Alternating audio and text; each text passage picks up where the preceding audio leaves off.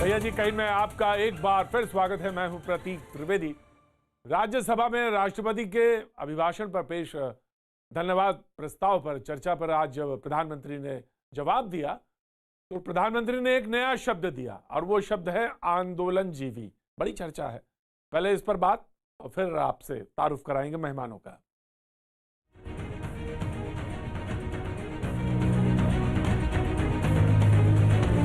एक नई बिरादरी सामने आई है और वो है आंदोलनजीवी।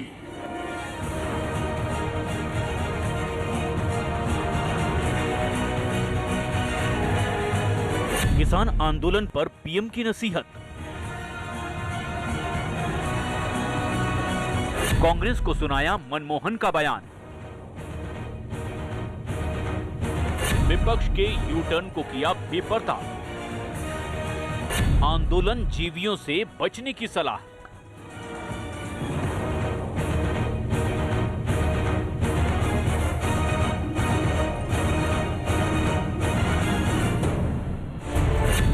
एक तरफ दिल्ली के बॉर्डर पर किसानों का आंदोलन जारी है तो दूसरी तरफ प्रधानमंत्री नरेंद्र मोदी ने एक बार फिर किसानों से बातचीत के लिए आगे बढ़ने की अपील की है।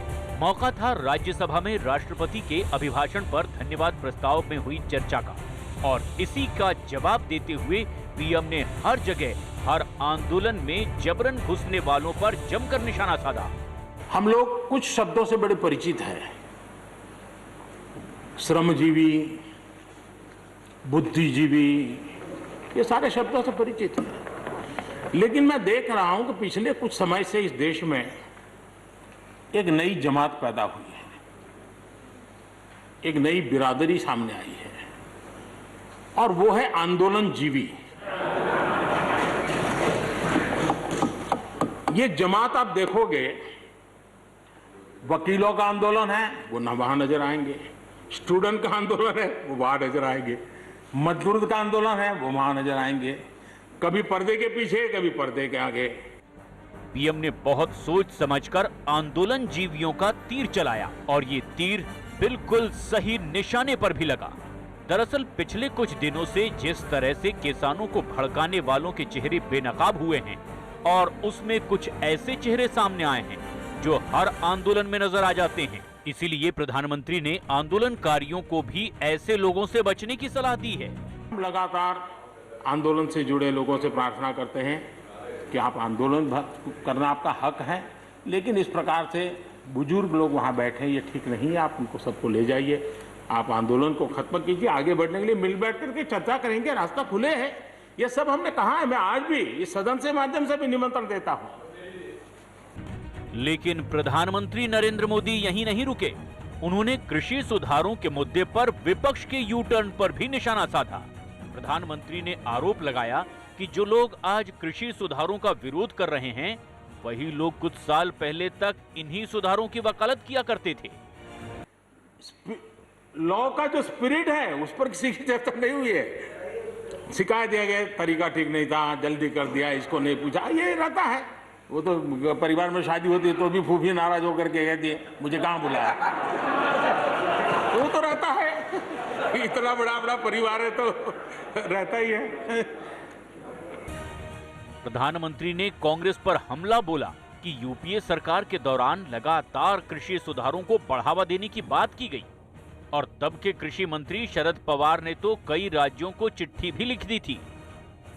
पीएम ने विपक्ष पर यू टर्न का आरोप लगाते हुए पूर्व प्रधानमंत्री मनमोहन सिंह के उस बयान की भी याद दिलाई जिसमें उन्होंने किसानों के लिए खुले बाजार की बात कही थी।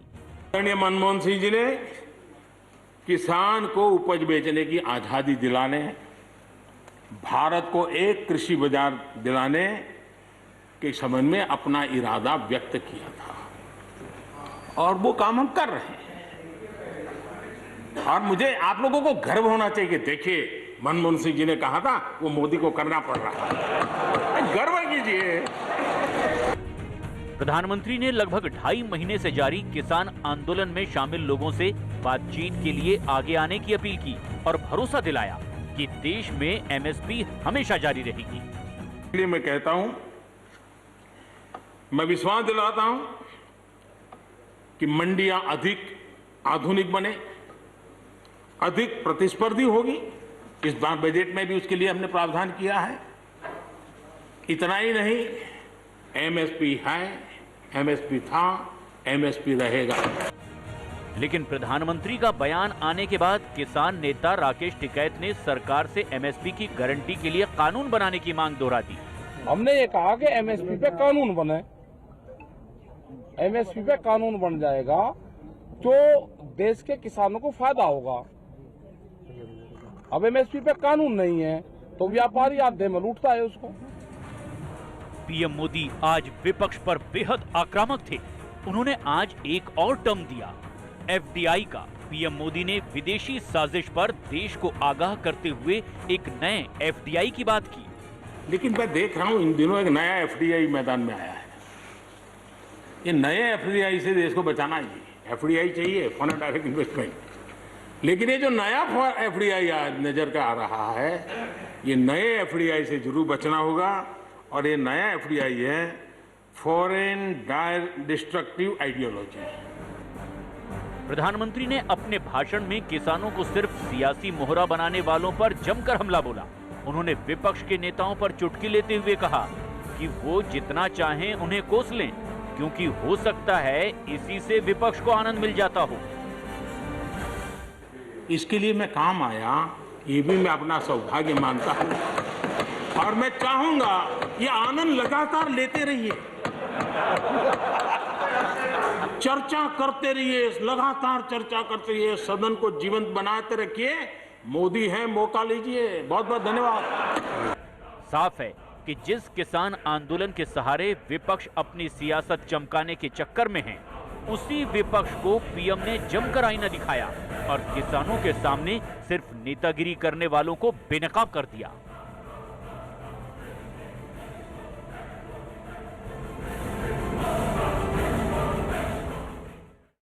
तो आज चर्चा इसी नए शब्द पर है और नए शब्द के साथ साथ तमाम सारी जो राजनीतिक गलियारे में बातचीत है उसी को समेटे हुए है। प्रेम शुक्ला जी बीजेपी का पक्ष रखने के लिए हमारे साथ आज मौजूद रहेंगे। बहुत बहुत शुक्रिया प्रेम शुक्ला जी। डॉक्टर अजय कुमार कांग्रेस का पक्ष रखने के लिए हमारे साथ हैं। बहुत बहुत शुक्रिया डॉक्टर अजय कुमार। डॉक्टर अजय आलो कुछ देर में हमारे साथ जुड़ेंगे, वो जेडीयू का पक्ष रखेंगे। Thank you so much. और पुष्पेन चौधरी जी किसान शक्ति संघ से हमारे साथ यहाँ पे मौजूद हैं। Thank you so much Pushpen ji. Arvind Vajpayee ji Lok Janshakti party से यहाँ पे अपना पक्ष रखेंगे और रिजू दत्ता तृणमूल कांग्रेस से यहाँ पे पक्ष रखेंगे। Thank you so much. और तमाम सारे जो बातचीत की चर्चा उसको हम शुरू करते हैं। सबसे पहले कांग्रेस के प्रवक्ता को बिल्कुल कुछ कहना ही नहीं है आज हमें तो, और एक शब्द है और वो है जो आंदोलन जीवी। उस पर पहली प्रतिक्रिया मैं ले लेता हूँ। हालांकि बड़ी चर्चा हो रही है और प्रधानमंत्री ने तो सीधे ये बात कह दी कि हमको तो एमएसपी पे साफ साफ उन्होंने कह दिया, किसान मुद्दे पे कह दिया, बातचीत पे कह दिया, और बस अब ये कहा कि आंदोलन अगर आंदोलन के लिए करना है तो ज्यादा बेहतर नहीं है, वो चीज ठीक नहीं है। कांग्रेस के प्रवक्ता डॉक्टर अजय कुमार। देखिए प्रतीक जी, यदि आपके इस कार्यक्रम से पहले अगर आप रिपोर्ट के बारे में चर्चा करेंगे, लगता है कि एक प्रयास किया गया है महिमा मंडित करने के लिए कि प्रधानमंत्री जी का भाषण बहुत ही कारगर था, बहुत ही अच्छा था। मैं आपसे स्पष्ट रूप से कहना चाह रहा हूं कि ये भाषण राष्ट्रपति को जो धन्यवाद देने का भाषण था राज्यसभा में, और देश के सामने जो बड़ी बड़ी चुनौती है, जिस मजाकिया ढंग से प्रधानमंत्री जी ने बातें रखी, अफसोस की बात है। आप ये सवाल नहीं पूछेंगे प्रधानमंत्री जी से कि आपने चीन का भी नाम नहीं लिया इस समय। आपने जो है आंदोलन, जो किसान पिछले 75 दिन से जो है हमारे किसान भाई लोग जो आंदोलन कर रहे हैं, उनको आंदोलन जीवी और अनाप शनाप जो है नाम दे दिए थे। अब हम तो हमेशा कहते हैं कि बीजेपी तो हमेशा बीजेपी के पुराने फोटोज हम निकाल रहे थे जिसमें वो लगता है कि आंदोलन कर रहे हैं, लेकिन अब हमें समझ में आ गई है कि वो अनजीवी है, आंदोलन जीवी नहीं है। बस कुछ ही रट लेते हैं कि ऊपर से आ गया प्रधानमंत्री जी, अमित शाह जी ने बोल दिया तो अनजीवी की तरह बोलते रहते हैं। आप बताइएगा कि अगर 75 दिन में 200 जो है जवान किसान शहीद हो चुके हैं, उस पर कोई चर्चा नहीं। आपने जो है कांटेले तार डाल दिए, कील डाल दिया, बोले कि हम बातचीत करने को तैयार है। आपने घेर दिया और वाईफाई बंद कर दिया, फिर लेकिन बात करने को तैयार है। तो ये बात प्रधान जो अभी जो अंग्रेजी में कहावत है ना कि Nero was playing the fiddle when Rome was burning. चारों तरफ जो है, और मुझे अफसोस है प्रतीक जी, मैं अपनी जो है अफसोस जरूर प्रकट करना चाहूंगा। बिल्कुल, मैं बीच में नहीं बोलूंगा कुछ, आप बोलिए। जिस तरह से प्रतीक जी, जिस तरह से रिपोर्ट जो है, ये प्रधानमंत्री का स्पीच है, ये कोई स्ट्रीट कॉमेडियन का स्पीच नहीं, कि हंसने वाली स्पीच नहीं है। बस यहीं पे मुझे बोलना पड़ जाएगा, मुझे यहीं पे बोलना पड़ जाएगा, यहीं पे मुझे आपको रोकना पड़ेगा। देखिए क्या है कि उससे कोई एतराज नहीं है, लेकिन एक प्रधानमंत्री के पद की और उसके प्रधानमंत्री की एक घर में doctor Ajay Kumar, doctor accepted. मैं कह रहा हूं कि प्रधानमंत्री जी का स्पीच है, थोड़ा सा एक देश को संबोधित कर रहे हैं, और हमें उम्मीद थी कि हमारे प्रधानमंत्री भी, हम उम्मीद कर रहे थे कि वो जो संबोधन करेंगे, लेकिन एक बीजेपी के लीडर जैसे संबोधन करते हैं, हमेशा एक बीजेपी के लीडर के रूप में पेश आते हैं। देश के बारे में कोई चर्चा, देश के प्रधानमंत्री मतलब कि अलग पार्टी से अलग होकर बात करना। मैं आपको शरीक करूंगा। और दूसरी बात क्या है कि मैं प्रतीक जी हमेशा कहता हूं कि संसद में जो हम उम्मीद करते हैं कि थोड़ा सा सीरियसनेस रहे। मैं भी पार्लियामेंट्री रह चुका हूं, मैंने कभी नहीं जो है ना मनमोहन जी हो या अलग अलग जो है, मैंने अडवाणी जी का भी बातें सुना है कि, और बाकी सभी लोग के हमने बातें सुना है, सुषमा स्वराज जी से लेकर के सभी, और बीजेपी के भी लोग हैं, और कांग्रेस के बहुत सारे लोग हैं, विपक्ष के अलग अलग पार्टी के नेतागण हैं। अभी बीच में हल्का चुटकुले तो, लेकिन प्रधानमंत्री के लेवल से इस तरह के जो है टिप्पणी शोभा नहीं देती, जो मेरे विचार में कम से कम वो शोभा नहीं देती। हो सकता है कि हम जो है आंदोलन जीवी पर जो है बड़े खुश हो जाएंगे, लेकिन हमारा सिर्फ यही कहना है कि आपने किसान को क्या कहा कि आप 75 दिन में जो संघर्ष कर रहे हैं वो सब गलत है, और प्रधानमंत्री बोल रहे हैं कि ये कानून बहुत ही अच्छा कानून है। लगता है कि बीजेपी ने कानून नहीं पढ़ा, क्योंकि किसान अगर आंदोलन इतनी जोर से पूरे देश में जो है चलने लगा है, मैं अभी झारखंड में हूँ, पदयात्रा में अपने क्षेत्र में जो घूम रहा हूँ, सभी लोग बोल रहे हैं कि एमएसपी का कानून ले आइए। तो ना चीन पर चर्चा, ना किसान पर बातचीत करने के लिए जरूर उन्होंने कहा है, लेकिन चारों तरफ से घेर लिए, इंटरनेट बंद कर दिए, पानी बंद कर दिया, सोच के लिए पानी नहीं है, और फिर उन्होंने उनका जो फैक्ट थोड़ा सा गलत था। इसलिए मैं गलत कहूंगा क्योंकि जब प्रधानमंत्री जी ने मनमोहन जी के बारे में टिप्पणी की थी, तो वो मॉडल फार्म लॉ था, और वो स्टेट के तरफ वो जो प्रदेश को दिया गया था कि इस कानून के आधार पर क्या क्या संशोधन करना है, और आपने सदन के पटल पर कह दिया कि हमारा जो है कांग्रेस का रूल को हम लागू कर रहे हैं। वो सरासर गलत है, और मैं प्रेम शुक्ला जी से भी अनुरोध करूंगा कि उस पर विस्तार में हमको बता दें कि कहां कांग्रेस का क्या पॉइंट्स है, हमको जरा समझा दीजिए, क्योंकि मुझे तो समझ में आ रहा है कि हमारे अनुमोदन, हमारे रिकमेंडेशन और इनके कानून में कोई समन्वय नहीं है। राइट सर, मैं आपको बुलाता हूं, मैं आपको शरीक करता हूं। अजय कुमार जी, मैं आपको लेता हूं, शरीक करता हूं। प्रेम शुक्ला जी को मैं देता हूं। आपने एक दो तीन चीजें कही। प्रेम शुक्ला जी को ऑडियो नहीं है, शायद ऑडियो नहीं है। मैं जी, प्रेम शुक्ला जी आवाज आ रही है आपको? प्रेम शुक्ला जी आवाज आपको मिल रही है? हाँ, राइट, थैंक यू। कांग्रेस के प्रवक्ता ने एक दो बातें कही, मैंने बीच में टोका नहीं, इसलिए क्योंकि उनको अख्तियार है, कहने का अख्तियार है, वो कह रहे हैं, लेकिन मैंने जहां पे शब्द था उस पर मैंने उनको रोक दिया। अब उन्होंने एक दो बातें कही हैं जिसका बारे में उन्होंने कहा कि किसानों के बारे में तो कुछ नहीं कहा, लेकिन डॉक्टर अजय कुमार को एक बात और बतानी चाहिए। गुलाम नबी आज़ाद की उन्होंने बड़ी तारीफ करी, और उन्होंने कहा कि उनसे भी सीखना चाहिए। अब पता नहीं अजय कुमार जी ने वो बात क्यों नहीं कही, और प्रधानमंत्री ने तो वो बात कही कि उनसे सीखना चाहिए और सबको सीखना चाहिए। और हाँ, ये बात जरूर थी कि प्रधानमंत्री आज जिस तेवर पे बोल रहे थे वो आज शैली उनकी दूसरी थी, और उस शैली में उन्होंने आज कई बातें कही। अरविंद वाजपेयी जी, मैं आपकी तरफ मुखातिब होता हूं। कांग्रेस के प्रवक्ता ने बात कही, अरविंद वाजपेयी। देखिए प्रतीक जी, ऐसा है, प्रधानमंत्री ने जो बातें राज्यसभा के फ्लोर पे कही, वो सारी की सारी बातें तथ्यों पे आधारित थी, ना दाएं गए ना बाएं गए। अब जैसे छोटा सा उदाहरण देता हूँ, उन्होंने अगर ये बात कही कि आंदोलन जीवी एक अलग से बन के निकल के आ रही है, तो इसमें क्या गलत कहा? मैं इसको साबित करता हूँ।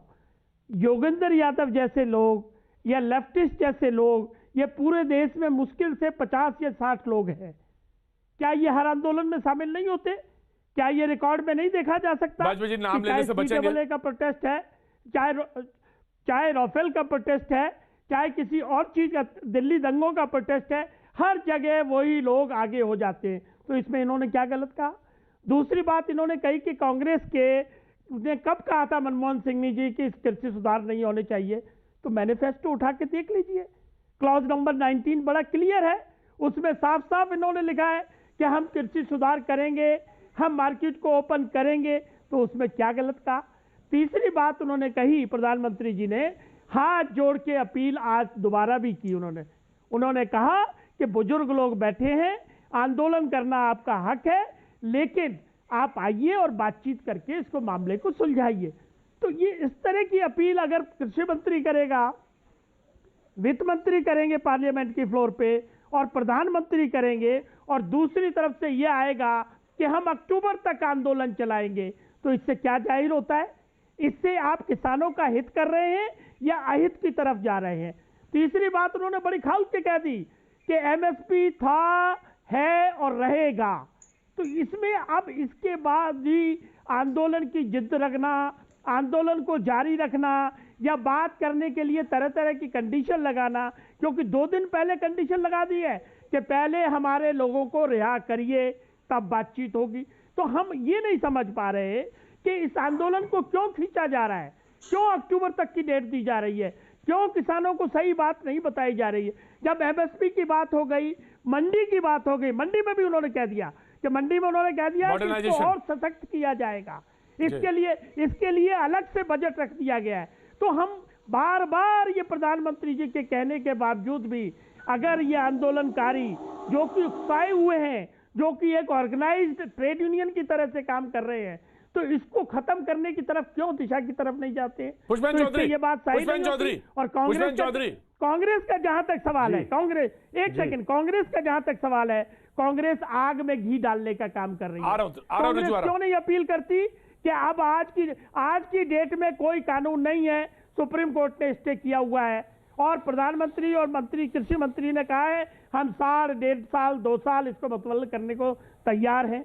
तो जब कानून है नहीं, तो अगर 1.5 साल का समय मिलता है आपको, बैठ के बातचीत करिए और रास्ता निकालिए, लेकिन नहीं, आंदोलन के नाम पे आंदोलन करना है। यही उनके भाषण का सारा उसी तरफ इशारा था। और इसमें कोई बात आंदोलन जीवी जी पुष्पेंद्र जी। देखिए, वाजपेयी जी बड़े वरिष्ठ हैं और बड़ी सुलझी हुई बात कहते हैं। प्रधानमंत्री जी चुनी हुई सरकार के और सारे देश के प्रधानमंत्री हैं, सब लोग उनकी बात का सम्मान करते हैं, उनकी बात को मानते भी हैं। लेकिन फर्क कहां आ रहा है उसको मैं आपके दर्शकों के लिए स्पष्ट कर देता हूं। प्रधानमंत्री जी ने कहा है कि जो एग्जिस्टिंग एमएसपी की व्यवस्था है वो थी, है और लागू रहेगी, उसको हमने मान लिया, आपकी बात को धन्यवाद दे दिया।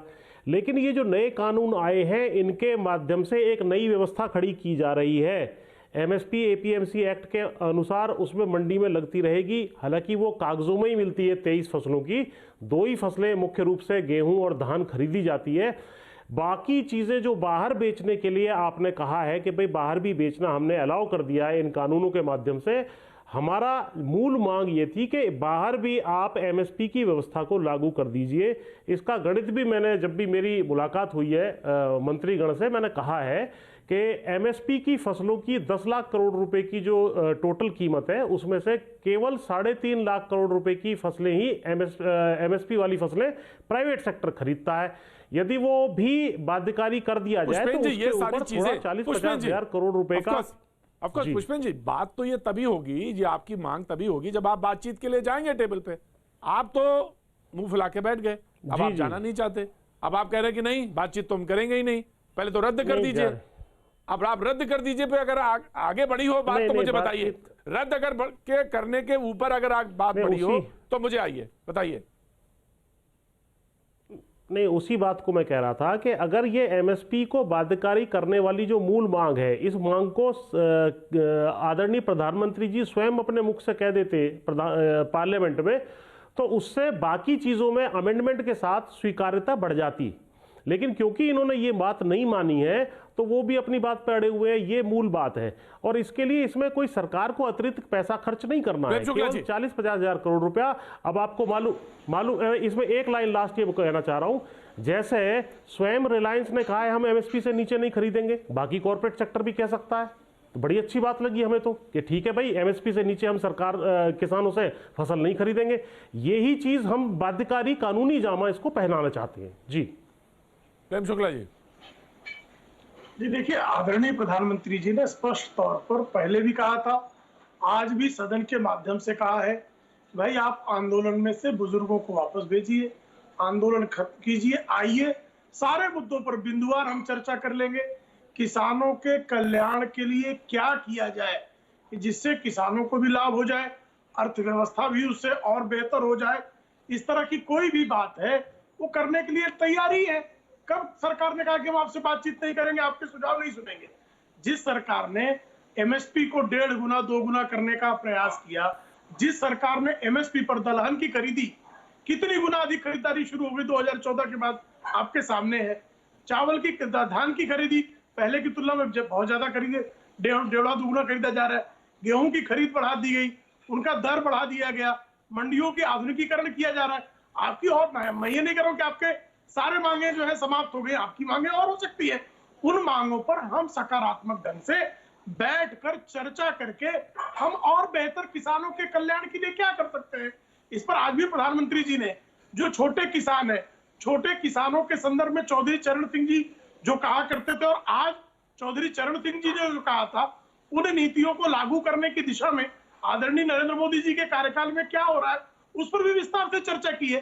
हर विषय पर चर्चा की जा सकती है, यही तो प्रधानमंत्री जी कह रहे हैं। प्रधानमंत्री जी कह रहे हैं आइए चर्चा करते हैं, चर्चा करके रास्ता निकलेगा। ऐसा कोई चीज नहीं है जिसका रास्ता नहीं निकले, लेकिन डेडलॉक करके बैठ जाने से, आंदोलन जीवियों के उकसावे में आकर कन्फ्रंटेशन करने से किसानों को किसी प्रकार का कोई लाभ अब तक तो होता हुआ नहीं नजर आ रहा है। राइट। रिजू दत्ता, आप तो उठ के चले गए, सदन ही छोड़ दिया। प्रतीक जी, पहले तो आपको नमस्कार। बात यह है ना कि आज जो प्रधानमंत्री जी का जो भाषण हमने सबने सुना, मैं आपके पहला जो ओपनिंग रिमार्क सबने दिया, मैं वही ओपनिंग रिमार्क देता हूं, फिर उसके बाद जब डिबेट ओपन हो जाएगा मैं बाकी बातें कहूंगा। पहला तो उन्होंने कहा आंदोलन जीवी, तो मैं सबको ये याद दिलाना देना चाहता हूं और दर्शकों को भी कि ये देश की खून में आंदोलन। हमारे राष्ट्रपिता ने भी आंदोलन करके ब्रिटिश को भगाया था। हमारी नेत्री बंगाल में 26 दिन अनशन करके 34 साल के सीपीएम रेजिमेंट को आंदोलन करके ही बंगाल से भगाया था।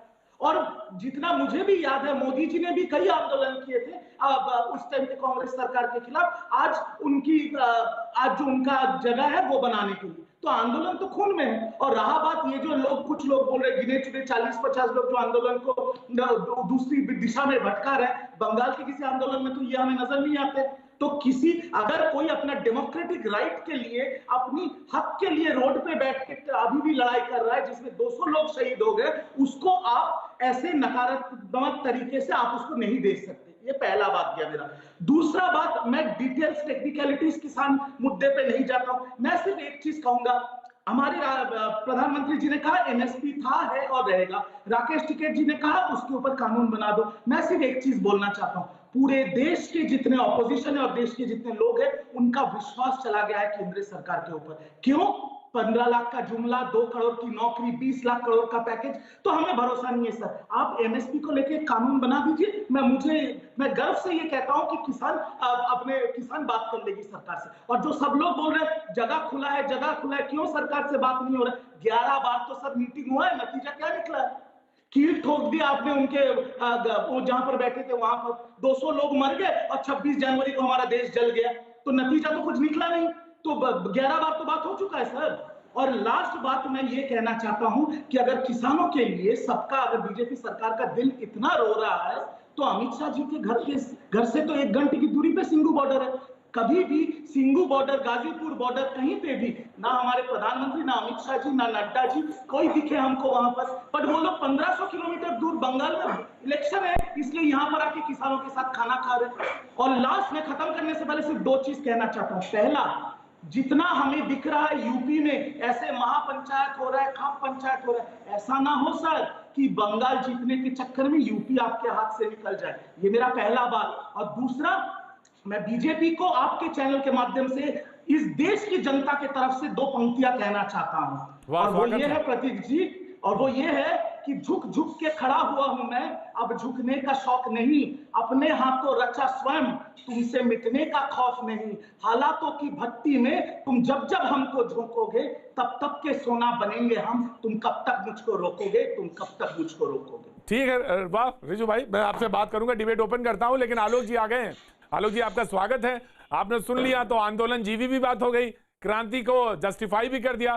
कांग्रेस के प्रवक्ता ने एक बात कही थी मेरे पैकेज पे, मैं उसका जवाब दूंगा जब डिबेट ओपन होगी। लेकिन आलोक जी, तो वो तो राइट है, आंदोलन करना तो राइट है, तो उस पर भी बात आपने सुन ली। आलोक जी, तो प्रधानमंत्री जी के ऑफर पे तो ये विपक्ष का तो ये रिएक्शन है। प्रतीक जी, अभी मैं आपके सामने टीएमसी की प्रवक्ता की बात सुन रहा था तो मुझे बड़ी हंसी आई। और किसी ने कहा कि मुझ में छेद नहीं है, ये तो माना मैंने, लेकिन अब छलनी भी कहने लगी कि मुझ में छेद नहीं है। किसानों की बात आपके चैनल पे करने वाले पहले ये जरा बता दें कि किसान सम्मान निधि किस बात के लिए बंगाल के किसानों को नहीं दिया। 90 लाख बंगाल के किसानों को छोड़ दिया क्योंकि प्रधानमंत्री मोदी की तरफ से आ रहा है, बीजेपी को फायदा मिल जाएगा, ये सोच है। आंदोलनकारी की बात करते हैं, ममता दीदी ने भी आंदोलन किया, मोदी जी ने भी किया, नीतीश जी ने भी किया, सब ने किया, लेकिन सब ने अपना आंदोलन खुद खड़ा किया, गांधी जी के पद चिन्हों पर चलते हुए। दूसरे के आंदोलन में जाके भाड़ों की तरह नहीं बैठ गया, उनको आग नहीं लगाने लगे। ये एक ऐसा आंदोलन है जिसमें देखा कि शार्जिल इमाम भी आके खड़ा हो जाता है और कहता है कि हम किसानों के साथ हैं।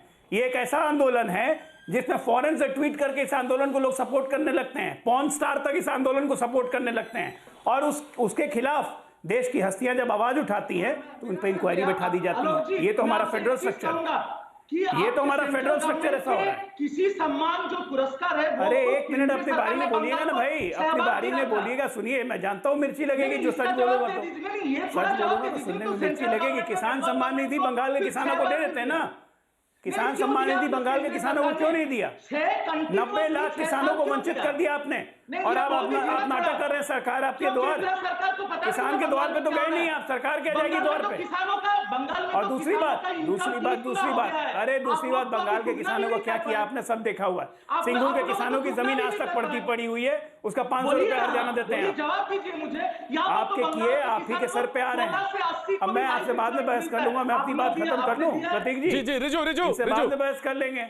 अब ये मुझे बोलने नहीं देना चाहते क्योंकि अपने बारे में सच्चाई सुन के मिर्ची लग रही है इनको। सुन लीजिए मेरी बात खत्म हो जाए उसके बाद बोलिएगा। अच्छा, अभी तो कांग्रेस पार्टी पे भी कुछ कहना बहुत जरूरी है ना। कांग्रेस पार्टी इस देश में 60 वर्षों तक राज कर चुकी।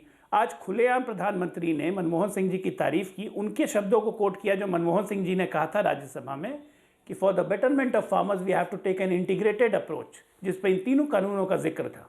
गुलाम नबी साहब की तारीफ की, गुलाम नबी साहब ने पंचायत चुनाव की तारीफ की, लेकिन साथ में ये भी लगा दिया कि आप तारीफ हमारी कीजिएगा तो आपके पार्टी के कुछ लोग नाराज हो जाएंगे। ये क्या लोकतंत्र है? 70 वर्ष तक इस देश की सत्ता को कांग्रेस संचालित कर चुकी है। क्या कांग्रेस को नहीं पता है कि 1.5 लाख किसान क्यों आत्महत्या कर रहे हैं, कि किसी तरह किसानी कानूनों में मौलिक सुधारों की आवश्यकता है? ये किसको नहीं पता है? आज 12 करोड़ किसानों का उल्लेख प्रधानमंत्री जी ने किया कि जो वंचित रह जाते हैं सरकार की योजनाओं से, तो क्या सरकार को उनको नहीं देखना चाहिए? आज प्रधानमंत्री आज भी ये कह रहे हैं कि बेसिक बात पे चर्चा ही नहीं हो रही है, कानून में गलत क्या है, क्या गलत है? डॉक्टर अजय कुमार बैठे हुए हैं, हमारे टीएमसी के लोग बैठे हैं, पहले बताइए सही कानून में गलत क्या है? अगर ऐसा गलत है तो आप अपने राज्यों में कॉन्ट्रैक्ट फार्मिंग क्यों करवा रहे हैं भाई? तो मैं जवाब बिल्कुल सुन रहे हैं, 1 मिनट 10 सेकंड में खत्म कर लूं फिर सुनूंगा आपकी बात। पंजाब में, महाराष्ट्र में कॉन्ट्रैक्ट फार्मिंग आप करवा रहे हैं, क्यों करवा रहे हैं? पंजाब के कृषि कानूनों में आपने संशोधन करवाया कि किसानों को जेल जाना पड़ेगा अगर कॉन्ट्रैक्ट फार्मिंग की शर्तों को नहीं मानेंगे, आर्टिकल 25 में लिखा हुआ है, क्यों आप ऐसा कर रहे हैं? एक तरफ आप कानून लागू कर रहे हैं, दूसरी तरफ किसानों को समर्थन कर रहे हैं, तो देश तो कंफ्यूज हो जाएगा कि आप हैं किस तरफ। प्रतीक जी, अब बताइए आप। प्रतीक जी बोलिए। ये विचित्र है कि हमारे मित्र आलोक जी जो जेडीयू से हैं, जहां पर ये कानून, काले कानून 2006 से बिहार में लागू है, बिहार में सबसे गरीब किसान है। यार हम अनपढ़ है, हमने पढ़ा नहीं है कुछ, तो ये तो जवाब दीजिए देश को कि सालाना सबसे गरीब किसान बिहार का क्यों है? 14 साल से तो ये काला कानून वही लागू है। ये तो जीतता जागता एक उदाहरण है। जितने भी आप टीवी डिबेट में सुनेंगे कि ये बहुत ही अच्छा कानून है, फलाना है, एक ही सवाल पूछिए ना कि 14 साल से यही कानून है, क्या बिहार में दूध की लहरें चलने लगी है? क्या किसान जब जो है वेयर हाउसेस टूट गई हैं, भंडारण टूट गया है क्या गेहूं और धान से? क्या बिहार के किसान अपने बच्चे को इंग्लैंड भेजने पढ़ने के लिए सालाना 30,000 रुपए कमाते हैं यही कानून के चलते? दूसरा आरोप कांग्रेस के ऊपर है मनमोहन जी का, जो कानून मनमोहन जी के स्टेटमेंट पर।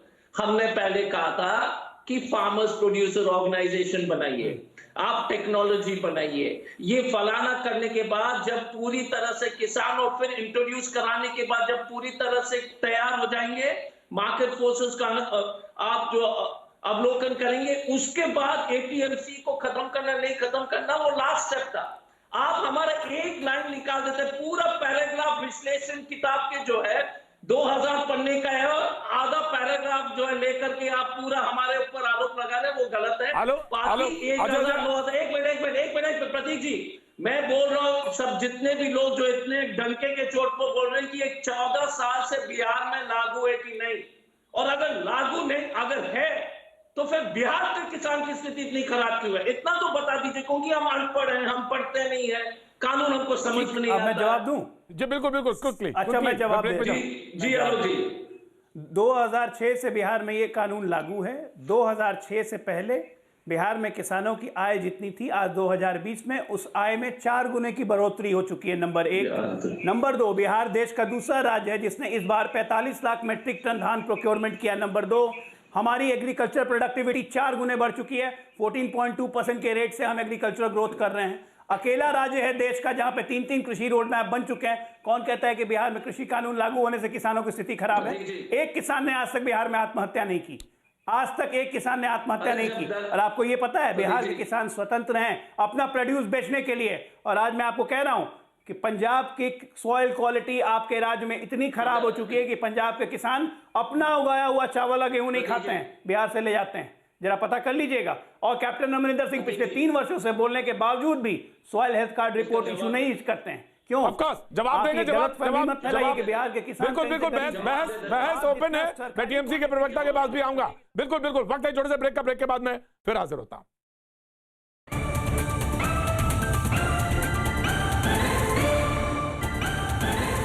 भैया जी कहीं में आपका एक बार फिर स्वागत है और डिबेट अब ओपन है। लगभग पैनल में सभी लोगों ने बोल दिया, लेकिन एक बात को लेकर जिससे बहस शुरू हुई थी और जिस शब्द को लेकर शुरू हुई थी वो है आंदोलन जीवी। सवाल ये था कि ये कहा गया कि ये आंदोलन इसलिए नहीं बात बन पाई किसानों की क्योंकि इसमें आंदोलन जीवी जिस बात का जिक्र प्रधानमंत्री कर रहे थे और जिसके कांग्रेस के प्रवक्ता ने टिप्पणी की थी मेरे पैकेज पे, और उन्होंने कहा था इस मैं आ रहा हूँ रिजू आ रहा हूँ, इस पैकेज में लग रहा है जैसे प्रधानमंत्री ने बहुत अच्छा और बहुत सीरियस भाषण दिया है। मैं कहना चाहता हूं डॉक्टर अजय कुमार से, बड़े अच्छे प्रवक्ता हैं वो, कि मैं ये कहना चाहता हूं जिस टोन पे कभी कभी बात कही जाती है और जिस तरह से कही जाती है पैकेज में भी उसको लिखने वाला अपनी तरह से उस बात को पिरोता है और डालता है। अब आपका आज़ादी है, आप बोलिए, आप कहने के लिए आज़ाद हैं, आप कह सकते हैं, लेकिन मैं अब डिबेट ओपन करता हूं कांग्रेस के प्रवक्ता को, लेकिन अब बहुत शॉर्ट बोलेंगे सो दैट डिबेट ओपन हो जाए। मैं आ रहा हूं टीएमसी के पास आ रहा हूं, लेकिन doctor Ajay Kumar then BJP जी।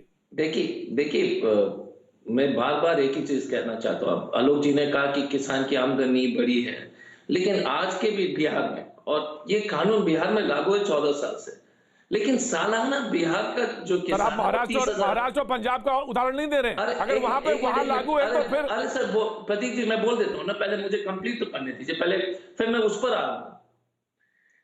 ये महाराष्ट्र में ये कानून लागू नहीं, पहली बात है। ये जो गलतफहमी दूर करना चाहेंगे कि कुछ कॉन्ट्रैक्ट फार्मिंग अलाउड है कि नहीं अलाउड है, वो जो है किसान के ऊपर ये छोड़ दिया गया है, वो दूसरी बात है। और कॉन्ट्रैक्ट फार्मिंग के जो महाराष्ट्र और बाकी लोग स्टेट के नियम कानून के बारे में मैं आऊंगा। पहले मैं बिहार के बारे में 30 सेकंड चर्चा करना चाहूंगा। अगर ये कानून इतनी अच्छी है, इतना बढ़िया कानून है, तो एक चीज बताइएगा कि सालाना कमाई जो है बिहार का किसान का 30,000 रुपए, महीने का 2,500 रुपए, तो इस पर प्रश्न उठता है। अजय आलोक जी ने कहा था कि जो है 2006 से पहले क्या था सर? 2006 से पहले क्या था सर? 2006 से पहले तो बाकी देश का पता ही कहां था?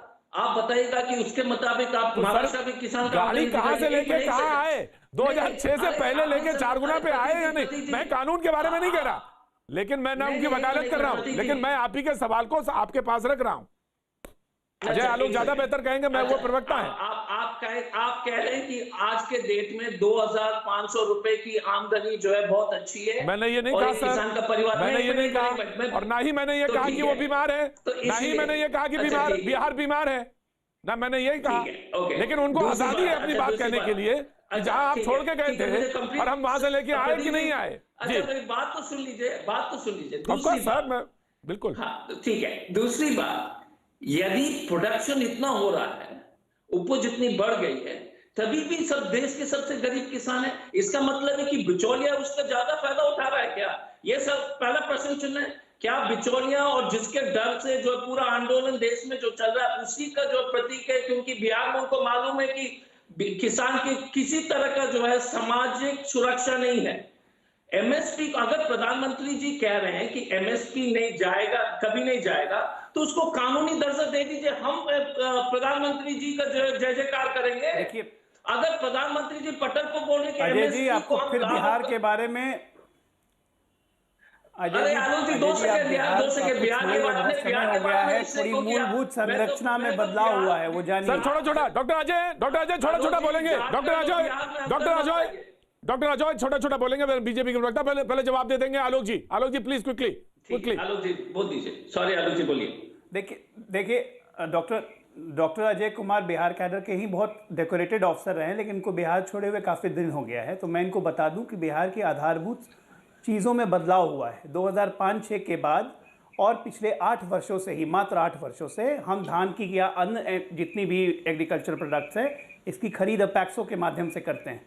आप जिस आंकड़े की बात कर रहे हैं कि बिहार का किसान सबसे ज़्यादा गरीब है, ये वो उन आंकड़ा है जो बैंकों से उठाया गया है। और मैं आपको बता दूं कि बिहार में बैंक सबसे फिसड्डी हैं किसानों को कर्ज देने में। किसान क्रेडिट कार्ड सबसे कम है यहाँ पे, लेकिन किसानों की आय और किसानों की आर्थिक स्थिति में मूलभूत परिवर्तन हो चुका है। और मैं आपको ये बता रहा हूँ कि इसका सबसे बड़ा उदाहरण है कि 45 लाख टन धान हमने रिकॉर्ड 2 महीने में किसानों से खरीद ली, जो पहले पंजाब के किसान आगे खरीद के यहाँ से ले आते थे। तो बिहार की आधारभूत संरचना में बहुत फर्क आ चुका है। कांग्रेस के यहाँ पे कृषि मंत्री 1.5 साल हमारे साथ सरकार में थे, थोड़ा आप उनसे जानकारी लीजिए। मैं ये नहीं कह रहा हूँ कि आपको पता नहीं, इसमें यहाँ का पता नहीं होगा, मैं प्रीटी श्योर हूँ। और यहाँ के किसानों में और यहाँ के एग्रीकल्चर प्रोड्यूस में बिहार की इकोनॉमी का 75% हिस्सा, और ये तो आप मानेंगे ना कि पिछले 15 वर्षों से बिहार की जीडीपी 10+% में रही है, अकेला राज्य है देश का। ये बिना एग्रीकल्चर के संभव नहीं है अजय जी। प्रेम शुक्ला जी, इसलिए ये व्यवस्था जो आप बता रहे हैं कि बिहार का किसान सबसे गरीब है, ये 15 साल पहले की व्यवस्था है। आज धरातल पर ये व्यवस्था नहीं है। अब मैं दूसरी बात बताता हूँ। आप बहुत कन्वीनियंटली महाराष्ट्र और पंजाब को आपने कन्वीनियंटली इग्नोर कर दिया। मैं आज आपको बता रहा हूं कि आपकी कांग्रेस सरकार ने एक साथ 19 राज्यों में कॉन्ट्रैक्चुअल फार्मिंग शुरू की थी। 19 राज्यों में, पता कर लीजिएगा। अभी आपके साथ अभय दुबे मेरे साथ थे, उन्होंने इस बात को माना भी है। क्यों आपने जब 19 राज्य में आप कॉन्ट्रैक्चुअल फार्मिंग शुरू कर सकते हैं कांग्रेस की गवर्नमेंट, तब आज आप केंद्र सरकार के इस कानून को झुठला क्यों रहे? दो मुंही बातें क्यों कांग्रेस की? यही तो देश जानना चाहता है। 60 वर्ष आपने राज्य किया, किसानों के भले के लिए आप करना चाहते हो, तो अब सिर्फ मोदी विरोध के नाम पे, मोदी के नाम पे देश के विरोध में क्यों जा रहे हैं? प्रेम शुक्ला जी के पास। प्रेम शुक्ला आपको सा प्रेम शुक्ला जी, दिक्कत ये आ रही है कि और जो इस बात की तरफ इशारा है कि आंदोलन इसलिए बीच लंबा और इस तरह से चल रहा है, उसका कारण ये है कि आंदोलन जो है वो परजीवी शब्द जो है बार बार आ रहा है, वो उन्होंने इस आंदोलन के अंदर इस तरह की चीजें कर दी जिसकी वजह से बात बन नहीं पा रही है। किसान होते तो बात बन गई होती। एक किसान हो और अपने मूलभूत मुद्दों पर बात करें तो सरकार किसानों के बुनियादी मुद्दों पर बात करने के लिए तो तैयार ही है। लेकिन आपने देखा, चाहे जेएनयू का आंदोलन हो, जेएनयू के आंदोलन में कौन लोग कूद पड़े? अब मैं नाम लूंगा तो आप विरोध करने लगेंगे। योगेंद्र यादव और सलीम विद्यार्थी हो गए, राहुल गांधी जी विद्यार्थी हो गए, सीताराम येचुरी विद्यार्थी हो गए। यही लोग सीएए के आंदोलन में भी आ जाते हैं। सीएए के आंदोलन में बाकायदा सर्वोच्च न्यायालय समिति गठित करती है, वो समिति के लोग वहां बात करने जाते हैं, लेकिन उनसे बात करने के बाद सारी बातें बिगाड़ता कौन है? वो आंदोलनजीवी लोग हैं। और इस किसान आंदोलन में भी वही आंदोलनजीवी लोग आए हुए हैं, दिख रहे हैं, सबके सामने हैं। तो ये आंदोलनजीवी जो है, चाहे वकील हो, चाहे विद्यार्थी हो, चाहे व्यापारी हो, चाहे आड़ती हो, चाहे जो आंदोलन शुरू हो, उस आंदोलन में वो सरकार विरोधी नैरेटिव खड़ा करने के लिए तैयार हो जाते हैं। और आदरणीय प्रधानमंत्री जी ने सिर्फ ये नहीं कहा कि कोई भारतीय जनता पार्टी की सरकारों के विरुद्ध कर रहे हैं, ये आंदोलनजीवी जो है, जिन राज्यों में अन्य लोगों की सरकारें हैं, उन राज्यों में भी मेधा पाटकर, कहीं भी आप आंदोलन कर लीजिए, उस आंदोलन में मेधा पाटकर आपको दिखाई ही देंगी आंदोलनजीवी के रूप में। तो आप कहीं भी आंदोलन कर लीजिए, संजय सिंह आपके सांसद, वो दिखाई ही देंगे। तो कुछ लोग जो है आंदोलन जीविता को ही अपनी आजीविका बनाकर, राजनीतिक आजीविका बनाकर, कहीं भी किसी भी प्रदेश में किसी भी सरकार के विरुद्ध कोई भी आंदोलन चल रहा हो, उस आंदोलन में आंदोलन जीवियों की भूमिका आती है। आदरणीय प्रधानमंत्री जी ने यही बात कही। ये इस आंदोलन पर जीवी जो बात है, जी प्रतीक जी, जी डॉक्टर आजाद जी, जी रिस्पॉन्स। प्रतीक जी, जेएनयू में जब हिंसा हुई थी तो अनजीवी लोग, कोमल शर्मा जी के योगदान के बारे में चर्चा होनी चाहिए। कपिल मिश्रा जी जो दिल्ली दंगा में, वो भी अनजीवी थे कि आंदोलन जीवी थे? तो हमारा कहना है कि अगर इस देश में भारतीय जनता पार्टी लगातार जब विपक्ष में थे तो आंदोलन करते थे कि नहीं, हर एक मुद्दे को उठाते थे कि मैं तो अभी तो देख रहा था उनका फोटोग्राफ। आंदोलन करना और आंदोलनजीवी होना तो अलग अलग चीजें हैं। आंदोलन करना और आंदोलनजीवी होना, कृपया दोनों के अंतर को समझो। इतना तो मेरा एक ही पंक्ति का है कि आंदोलन और आंदोलनजीविता दोनों के अंतर को कृपया समझे, इतनी सी बात है। ठीक है, पहली बात क्या है कि मैं कह रहा हूं कि भारतीय जनता पार्टी हमेशा जब विपक्ष में, काफी समय विपक्ष में रही है, अभी सरकार में पिछले 7 साल से है, तो उस समय जब वो लोग आंदोलन कर रहे थे कि क्या वो आंदोलन जीवी थे? और अचानक जो है सरकार पर आने के बाद बाकी सब लोग जो आंदोलन कर रहे हैं वो आंदोलन जीवी हो गए। यानी इस देश का जो लोकतंत्र का सबसे बड़ी शक्ति जो है वो आंदोलन है। हमारे अजय आलोक जेडीयू के नीतीश जी हो, लालू जी हो, जितने भी बीजेपी के बड़े बड़े, वो 77 के आंदोलन से, जयप्रकाश जी के आंदोलन से पैदा हुए थे। तो हमारा ये कहना है कि अगर आंदोलन, क्योंकि आप सत्ता में आ गए तो सत्ता का भोग लेने के चक्कर में आप सभी आंदोलनकारी को जो है बदनाम कर रहे हैं। ऐसा नहीं तो आंदोलन नहीं। डॉक्टर अजय ये सवाल है, डॉक्टर अजय ये सवाल है, ये आंदोलन टेबल तक आता है या नहीं टेबल तक आएगा? अगर सड़क पे हो रहा है, बातचीत की टेबल पे आएगा या वहीं बैठा रह जाएगा? सवाल ये है, और सबसे बड़ा सवाल यही है। अगर आप हमारे स्वागत कांटीली तार के साथ और कील के साथ कर रहे हैं और इंटरनेट काट करके, वो जो गलत है वो बोला गया, जो गलत है सर वो बोला गया। आलोक में दे रहा हूँ, चाल दे रहा हूँ, आलोक दे रहा हूँ मैं, रिजू मैं आलोक, इसके बाद दे रहा हूँ मैं आपको। प्रतीक जी, मेरे को थोड़ा 1 मिनट टाइम दे दीजिएगा। जेडीयू के जो जेडीयू के प्रवक्ता थे, उन्होंने बंगाल पे उंगली खड़ा किया था, तो वो एक पर्सनल हो जाता है हम लोगों को, तो इसलिए मैं उनको बिल्कुल पर्सनल होने की जरूरत नहीं। रिजू, पर्सनल होने की क्या जरूरत है भाई? वो भी एक पॉलिटिकल पार्टी है, वो भी एक पॉलिटिकल फ्रंट है, वो बात आपको कह सकते हैं। मैं उनको पर्सनल अटैक नहीं कर रहा हूं, मैं सिर्फ आंकड़े बता रहा हूं बंगाल की तरफ से उनको। बंगाल गरीब दूरीकरण, मतलब पॉवर्टी इराडिकेशन, 100 दिन का काम, मनरेगा, एमएसएमई और किसान योजना में नंबर 1 है। ये मैं नहीं बोल रहा हूं, केंद्रीय सरकार बोल रही है। आपने किसानों के मुद्दों पे आपने उंगली उठाया कि किसानों के लिए आप लोगों ने क्या किया है। जो प्रधानमंत्री किसान सम्मान है वो बंगाल को 6 साल कंटिन्यूअस मिला है, नंबर 1। बंगाल में हर किसान को पर एकड़ 5,000 रुपया मिलता है और 100% कवरेज मिलता है, जहां पर आपके पीएम किसान योजना में सिर्फ छोटे और मार्जिनलाइज्ड फार्मर्स जिनके 2 हेक्टेयर की कम जमीन है, सिर्फ उनको कवरेज मिलेगा। यहाँ पर हर किसान को 2 लाख रुपए का लाइफ इंश्योरेंस मिलता है 16 से 80 साल तक को, ठीक है। और यहाँ पर बंगाल में किसान की जो निजी आय है वो 90,000 से 2,90,000 होकर 3 गुना बढ़ गया है, जो केंद्र सरकार ने बोला था कि हम 2022 तक दुगना कर देंगे। अब जैसा चल रहा है, लग रहा है 2028 तक होगा नहीं। और तीसरा सबसे अहम मुद्दा, बंगाल इस देश का सबसे बड़ा राइस प्रोड्यूसिंग स्टेट है, चावल उगाने वाला प्रदेश है। और केंद्रीय सरकार का ये लिखित डिमांड था कि हम लोग 6 लाख मेट्रिक टन राइस अब बंगाल से खरीदेंगे। उन्होंने पता है कितना खरीदा? उन्होंने सिर्फ 76,000 मेट्रिक टन उठाया, क्योंकि यहाँ पर उनका सरकार नहीं है। और यूपी, छत्तीसगढ़ और तेलंगाना, जहां पर चावल उतना उगता भी नहीं है, वहां पर बंगाल से ज्यादा चावल खरीदा गया। आलोक जी, देव के बाद मैं अरविंद वाजपेयी जी के पास जाना चाहूंगा। आलोक जी, ये बंगाल के बारे में। आलोक जी कहते हैं कि आलोक जी आप चुनाव की वजह से उनको निशाना बना रहे हैं। देखिए, मैं चुनाव की वजह से उनको निशाना नहीं बना रहा हूं। सच्चाई जो है वो सबके सामने है, सिर्फ मेरे सामने नहीं, आपके सामने भी प्रतीक जी, उनके भी सामने है। इसीलिए आज उनको अपने सरकार की उपलब्धियों को गिनाना पड़ गया। तो साथ में ये भी गिना देते ना कि ममता दीदी जब आई थी सत्ता में 2012 में, तो बंगाल पे प्रति व्यक्ति कर्ज और पूरे बंगाल पे राज्य पे 1,82,000 करोड़ कर्ज था, आज पूरे बंगाल राज्य पे 5.5 पौने 6 लाख करोड़ का कर्ज हो गया। ये कैसे हो गया? बहुत अच्छा वित्तीय प्रबंधन है बंगाल का। मैं उस पे डिस्कशन पे नहीं आना चाहता हूँ। अभी यहाँ पे मुद्दा की बात दूसरी है। अभी यहाँ मुद्दे की बात, अरे अभी मुद्दे की बात परजीवी आंदोलन में आने की है रिजू जी, परजीवी आंदोलन में आने की बात है। परजीवी आंदोलन में आने की बात हो रही है कि परजीवी कौन होते हैं। देखिए, आंदोलन अपने लिए करना, राजनीतिक कारणों से करना, इस देश के लिए करना कभी गलत नहीं है। बिल्कुल सही कहा डॉक्टर अजय कुमार ने कि जयप्रकाश आंदोलन से निकले हुए नेता आज बिहार चला रहे हैं, सच्चाई है ये। लेकिन वो आंदोलन के मकसद के लिए था। जेपी आंदोलन के सपोर्ट के लिए कोई इटली से नहीं आया था। जेपी आंदोलन के सपोर्ट के लिए कोई आतंकवादी नहीं आया था, स्टूडेंट आए थे। आज ये जो आंदोलन हो रहा है, इसमें किस किस तरह के लोग आ रहे हैं, ये लोग परजीवी हैं। इस बात को तो मानेंगे डॉक्टर अजय कुमार और आप कि नहीं मानेंगे? शारजील इमाम को आपको लाके अपने आंदोलन को समर्थन दिलवाना पड़ता है, तो ऐसा आंदोलन किस काम का रहेगा?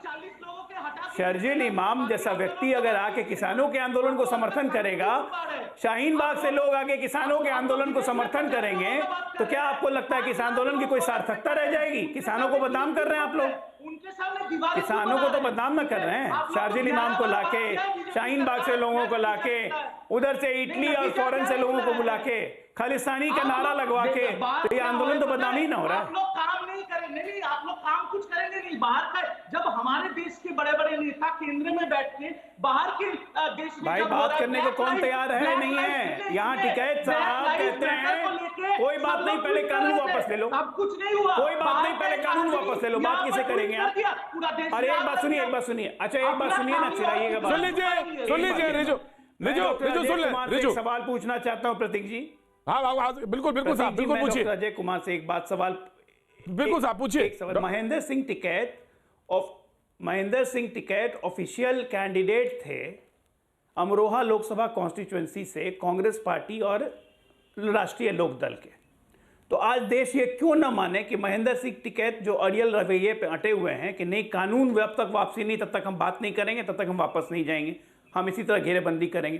तो ये देश क्यों नहीं समझे कि कांग्रेस पार्टी एड कर रही है, अबेट कर रही है, फाइनेंस कर रही है? राष्ट्रीय लोकदल ने तो खुला समर्थन दे दिया। कांग्रेस पार्टी ने खुद ये कह दिया कि हमारी 100 अधिवक्ताओं की टीम चली जाएगी। लाल किले पे हमला करने वालों को ये डिमांड कर रहे हैं कि छोड़ दिया जाए। ये कौन सी राष्ट्रभक्ति है भाई? ये कौन सा मैं इस सवाल का जवाब लूंगा, ब्रेक के बाद लौटूंगा। वाले को दिल्ली पुलिस पकड़ रही है, 400 लोग हैं। बिल्कुल, वक्त एक छोटे से ब्रेक के बाद लौटूंगा, कांग्रेस के प्रवक्ता से जवाब लूंगा। वाजपेयी जी ब्रेक के बाद आता हूं, पुष्पेंद्र जी ब्रेक के बाद। वक्त एक छोटे से ब्रेक का। में आपका एक बार फिर स्वागत है। बातचीत के सिलसिले को फिर से शुरू करेंगे। पुष्पेंद्र चौधरी से हमारे साथ मौजूद हैं और अरविंद वाजपेयी जी। प्रधानमंत्री ने कहा कि आंदोलन खत्म करने की उन्होंने अपील करी। उन्होंने कहा कि आंदोलन में बूढ़े लोग भी बैठे हैं और इसे खत्म किया जाना चाहिए और बातचीत का एक बार फिर से न्योता है। अब सवाल यह है कि बातचीत की न्योता तो दिया गया, फोन कॉल की बात भी कही गई, प्रधानमंत्री ने ये बात कही थी, लेकिन अब सवाल यह है कि किसान पहल करें तो कैसे करें, आए तो कहाँ आए, और बातचीत शुरू हो तो कैसे शुरू हो और कैसे शुरू हो, कब शुरू हो? अरविंद वाजपेयी जी, उसके बाद पुष्पेंद्र जी। देखिए प्रतीक जी ऐसा है, कहाँ आए, किससे बातचीत करें, ये तो बातें सब तय हैं, क्योंकि 11 बार बातचीत हो चुकी है कृषि मंत्री से। अगर वो एक चिट्ठी लिख देंगे तो डेट भी फिक्स हो जाएगा, वेन्यू भी फिक्स हो जाएगा। लेकिन मैं दूसरी बात पे आता हूँ।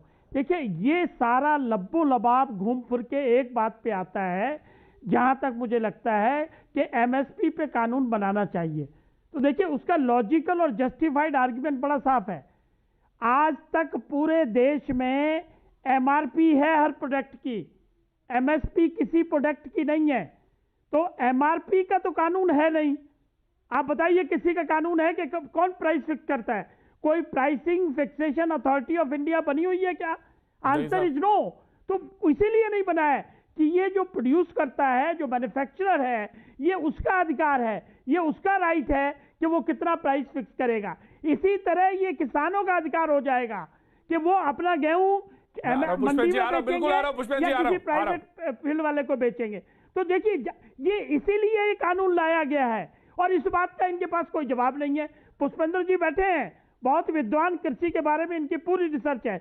इस बात का आप जवाब दीजिए, क्या किसानों को बांध के रखना चाहते हैं? 70 साल यही तो हुआ, क्योंकि किसानों को बांध के रखा तो उनको अपॉर्चुनिटी नहीं मिल पाई। जैसे किसान रेल की योजना बनाई या प्रधानमंत्री गरीब किसानों की बात करते हैं और उनको प्रधान सम्मान निधि देते हैं, ये किसने दी है? तो मैं ये कहता हूं कि सरकार की नीयत, नीति और भला चाहती है, जो उन्होंने अपने मैनिफेस्टो में डिक्लेरेशन दी थी कि किसान की आय दुगनी करेंगे, और उसके लिए सरकार प्रयास कर रही है। कृपया करके छलावे में ना आए, लीडर जाके बात करें। एमएसपी पे जो रास्ता निकल सकता है, बार बार प्रधानमंत्री ने कहा है। इस बात का पुष्पेंद्र जी, सवाल यह भी था, प्रधानमंत्री ने कहा जो एसेंस है बिल का उसमें तो कोई बात ही नहीं करता, ना कोई बात करना चाहता है। पुष्पेंद्र जी, मैं आ रहा हूं, डॉक्टर अजय आ रहा हूं, of course I will come to you sir, you have to wait. जी पुष्पेंद्र जी, देखिए कानूनों के विषय में, इन कानूनों के विषय में जी 3 कानूनों के विषय में 3 स्टडी आई थी। हमारी आधी बहस इस बात पे चली गई कि बिहार के कानून के विषय में, बिहार में ये कानून लागू नहीं हुए थे, वहाँ एमएसपी की जो एक्ट था वो खारिज कर दिया गया था, हटा दिया गया था केवल। इसमें एमएसपी ये एपीएमसी एक्ट जो था वो कायम होते हुए बाहर एक व्यवस्था बनाई जा रही है, लेकिन बाहर क्योंकि टैक्स की व्यवस्था नहीं होगी, अंदर होगी, तो इस वजह से धीरे धीरे एपीएमसी जो है खत्म हो सकती है। इसके बारे में 3 स्टडी आई थी जो एक टाइम्स ऑफ इंडिया में छपी है 3 जनवरी 2021 को। उसमें बताया कि इसके बाद करीब 25 से 30% कम फसलों के रेट पंजाब के कंपैरिजन में बिहार में मिलते हैं। यही बात जो है कही गई है। एक यूनिवर्सिटी ऑफ पेंसिल्वेनिया की स्टडी आई है जो हिंदुस्तान टाइम्स में 19 दिसंबर 2020 को छपी थी, यही बात कही गई थी 25-30% रेट कम मिल रहा है।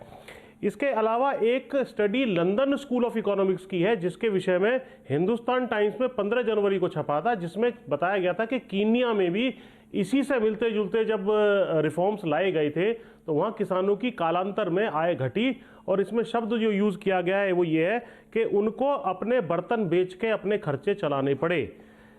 Farmers they sold household assets to maintain their day to day consumption. ये मैं 15 जनवरी के एक हिंदुस्तान टाइम्स मुझे एक बात बताइए पुष्पेंद्र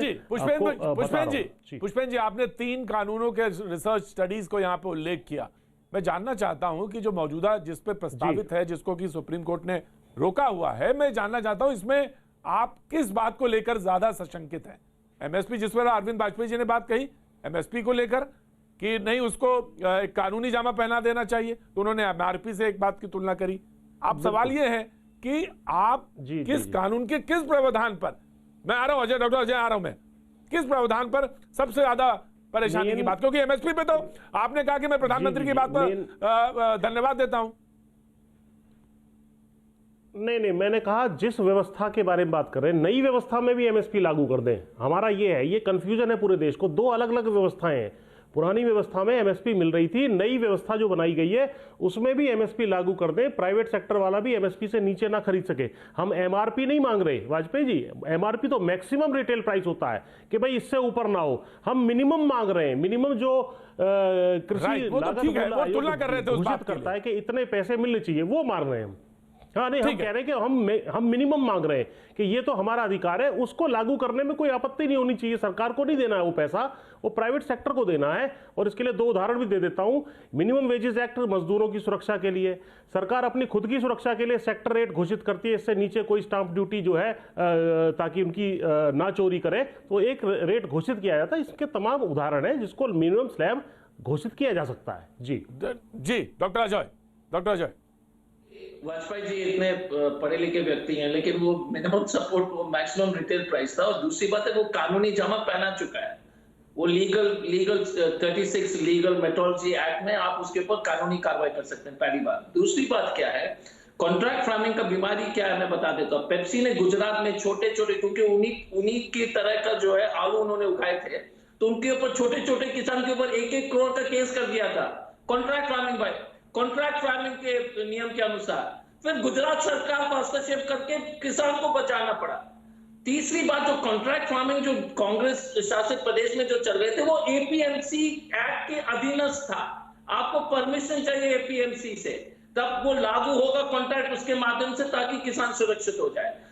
चौथी बात जो पुष्पेंद्र जी ने बहुत ही सरल तरीके से कहा, आप क्यों जो है ये उद्योगपति को बचा रहे हैं? उनको बोलिए ना कि दाम जो है 2200 से नीचे नहीं खरीदेंगे। इतनी प्रेम क्यों है उद्योगपति लोग से? छोड़ दीजिए जो है, जो देश के जो 63 करोड़ किसानों परिवार के साथ खड़े रहिए। हम लोग खड़े रहेंगे तो प्रधानमंत्री जी का वाहवाही करेंगे कि उद्योगपति लोग को इतनी सुरक्षा मत दीजिए, क्योंकि जैसे ही मिलेगा हम लोग की स्थिति जो है बहुत खराब हो जाएगी। मैं आपसे अनुरोध करूंगा एमएसपी नहीं डॉक्टर अजय, ठीक है डॉक्टर अजय नाउ एक सवाल का जवाब दीजिए। आपका अगर ये बात ही है, ये प्रश्न है, तो आप इसके लिए क्या कहेंगे कि कानून पूरा रद्द किया जाए या बैठ के टेबल पे क्लॉज बाय क्लॉज बात किया जाए? आप बताइए, आप तो ऑफिसर भी रहे हैं। नहीं मुझे बताइए, ये इस बात को बताइए कि कैसे बात, पहले आप टेबल पे जाने से पहले ये बात कहेंगे कि नहीं कानून पूरा रद्द कर दीजिए, फिर उसके बाद रीराइट होगा, फिर बाद में आएंगे बात करेंगे हम, या ये 1.5 साल का टाइम ठीक है, हम इस पे क्लॉज बाय क्लॉज बात करते चलेंगे? डॉक्टर अजय कुमार। नहीं देखिए, हमारा ये सुझाव होगा प्रतीक जी कि पहले तो देखिए कानून पास हो गया है। अगर एमएसपी उसके सबसे इंपॉर्टेंट मुद्दा है, कानूनी जामा उसको पहनाना है, और जो मुद्दे अगर सरकार उसमें अमेंडमेंट तैयार है जो 4-5 चीज लागू करने के लिए, फिर से जो है कानून को रद्द करने की आवश्यकता नहीं है। लेकिन जो 3 प्रमुख अमेंडमेंट्स लाने के लिए कॉन्ट्रैक्ट फार्मिंग प्रेम जी मैं लास्ट वर्ड दे रहा हूं आपको। प्रेम जी, कानून रद्द करने की जरूरत नहीं है। प्रेम जी कहा उन्होंने प्रेम कर रहा, कानून रद्द करने की जरूरत, यही बात जब भारतीय जनता पार्टी कहती है तो इनको आपत्ति है, उसको किसान विरोधी कहते हैं। कांग्रेस के प्रवक्ता स्वयं स्वीकार कर रहे हैं कि कानून को रद्द करने की आवश्यकता नहीं है। भारतीय जनता पार्टी की तरफ से किसानों को यही कहा जा रहा है कि साहब कानून रद्द करने की आवश्यकता नहीं है। आइए बिंदुवार चर्चा करते हैं। कानून में अगर आपने कोई कमी गिनाई, सिद्ध की, तर्कसम्मत और तथ्यपरक बात की, उस पर चर्चा कर ली जाएगी। एमएसपी कानूनी जामा पहनेगी, उसको ले आइए अमेंडमेंट, फिर बाकी सब चर्चा हो जाएगी। आप मैं इस उलझी हुई तस्वीर को कल फिर से एक बार बातचीत के सिलसिले में लाएंगे, लेकिन आज अभी बस सिर्फ इतना। आर पार का वक्त। नमस्कार, मैं हूं